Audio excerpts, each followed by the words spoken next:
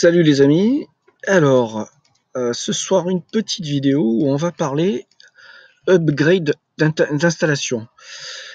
Alors tout cela part d'un besoin que j'ai effectivement sur mon installation. Actuellement mon installation est à 3000 watts crête max théorique. Et dans la réalité, donc au meilleur de la journée et dans la meilleure saison, avec l'inclinaison des panneaux, leur position par rapport au soleil, jamais mon installation ne délivre plus de 2300 watts. Or, les panneaux solaires ne délivrent plus de 2300 watts. Or, il se trouve que mon onduleur est capable d'encaisser en entrée photovoltaïque 3000 watts. Donc vous voyez en fait qu'entre la puissance théorique annoncée par les panneaux solaires, ensuite les conditions matérielles et techniques qui font que vous avez installé vos panneaux, par exemple à une certaine distance de votre onduleur, avec un certain angle, une certaine position, en fait dans la réalité vous n'aurez jamais le rendement affiché en maximum sur les panneaux. Vous serez bien en dessous. Donc par rapport à mes impératifs, en gros, pouvoir connecter en permanence ou quasi-permanence une machine à laver, lave-vaisselle sur mon installation, j'ai besoin d'avoir une bonne puissance disponible, largement supérieure à 2000 watts, parce que ces deux appareils sont à 2000 watts quand ils sont en service, et ensuite si je suis dans ma maison, et que la télé fonctionne, une télé fonctionne plus un peu de quelque chose, on va tout de suite être 2400, 2600 watts, nécessaires pour faire tourner tout ça en même temps. Et donc, vu que mon onduleur ne développera pas plus de 2300 watts avec le nombre de panneaux solaires que j'ai et la puissance qu'il délivre et les pertes de tout l'ensemble, j'ai besoin de monter en puissance un nombre de panneaux solaires. Mais le problème, c'est que voilà, la puissance théorique admissible max par l'onduleur est de 3000 watts et la puissance théorique de mes panneaux sont 3000 watts. Et la question est, est-ce que je peux en rajouter des panneaux pour arriver, m'approcher du 3000 watts max admissible par l'onduleur? Alors, j'ai pas fait l'essai, mais j'ai carrément et directement contacté la boîte qui me vend le matériel et ils m'ont dit, il n'y a absolument aucun souci, vous pouvez augmenter le nombre de panneaux tant que la puissance max ne dépasse pas la puissance max admissible par l'onduleur. Donc, on va faire un cas concret, une petite simulation. Là, nous avons une installation qui n'est pas la mienne, hein, mais bon, c'est dans la philosophie du truc. Nous avons donc, supposons, 9 panneaux de 300 watts théoriques. Donc, on sera à 2500 watts théoriques. Si j'applique, le rendement de mon installation globalement, mon installation, avec le 3000 watts théorique ne délivrant que 2300, à peu près, on serait en gros sur du 70% de rendement par rapport au théorique, si tout allait bien, si tout était dans le meilleur des mondes. Donc on va raisonner avec un rendement de 70%, hein. Voilà, c'est l'idée. Après, chez vous, si vous avez moins de longueur de câble, par exemple, pour aller des panneaux jusqu'à votre onduleur, ça changera ces données-là. Alors j'ai préparé un petit tableau Excel, j'espère que vous allez bien le voir. Je vais peut-être même essayer un peu de grossir les fonds de caractère de façon à ce que ça soit un peu plus visible. On va peut-être augmenter la taille des cellules également. Oui, pour qu'on puisse bien lire. Ah, et puis on va agrandir tout ça quand même en même temps, hein. Voilà, j'espère que ça sera bon pour vous. Alors, on va partir de cette installation-là. Donc 9 panneaux. Je perds un peu de texte encore. Puissance max théorique de chaque panneau 300 watts. Voilà, ça devient un standard à peu près. Maintenant, il n'y a aucun souci pour trouver ce type de matériel. Ce qui donnerait une puissance théorique max délivrée par les panneaux de 2700 watts. Donc, si on part sur le principe que l'installation aurait le même rendement final que la mienne, c'est-à-dire 70% de l'énergie du soleil au meilleur moment de la journée à la meilleure saison serait convertie en électricité. Donc, ça ferait du 70% pour mon cas. Hein, je dis bien que pour mon cas.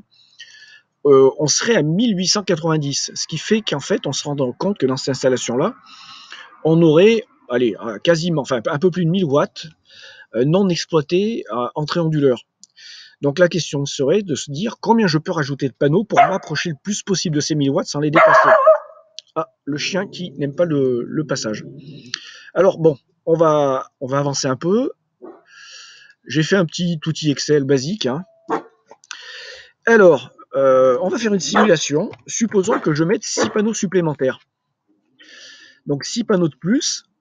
Alors, on va revenir à notre branchement. Si on rajoutait 6 panneaux de plus, ça voudrait dire qu'il faudrait rajouter 2 branches, alors ce qu'on appelle des strings, comme celle-ci.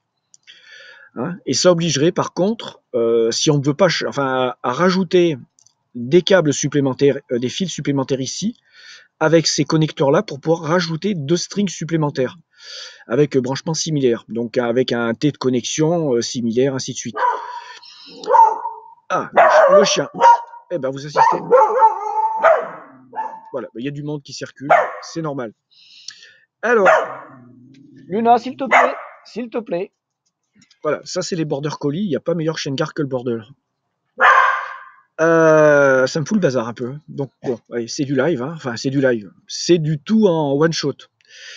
Donc en fait, si j'en fais le calcul, on obtiendrait avec ces panneaux-là, et en utilisant le même rendement de 70%, ces panneaux-là me fourniraient 1260 watts.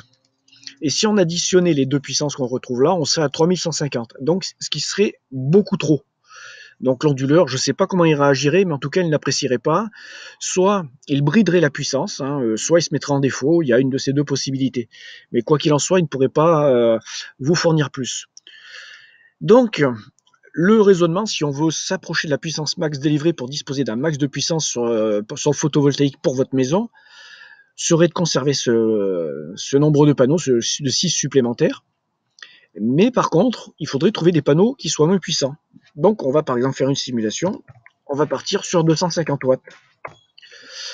Alors, on a du pot. 2000, donc ce qui nous ferait 1050 watts. Et si on additionne ce chiffre et celui-ci, on serait à 2940. Alors moi, j'aurais tendance à dire qu'il faudrait se prendre une petite marge de sécurité. Parce que sait-on jamais, la mesure que vous auriez pu faire sur l'onduleur en lecture directe, en fonction de l'heure et de la journée, pourrait ne pas être tip-top. Il pourrait avoir 100 watts de décalage avec le max réel, et puis un jour vous revenez à la même heure, conditions différentes, vous avez une autre puissance. Panneau sale par exemple, avec une pluie qui passe dessus, puis ça y est, vous regagnez 100 watts. Donc j'aurais tendance à dire, allez, on passe à 240 watts par panneau. Et donc on a en gros ces 100 watts de RAB. Donc l'idée pour vous, si vous voulez vous approcher, comme moi je vais le faire l'an prochain, du max encaissable en entrée photovoltaïque par l'onduleur, ça serait de trouver 6 panneaux de 240 watts. Alors la question qui se pose, est-ce possible?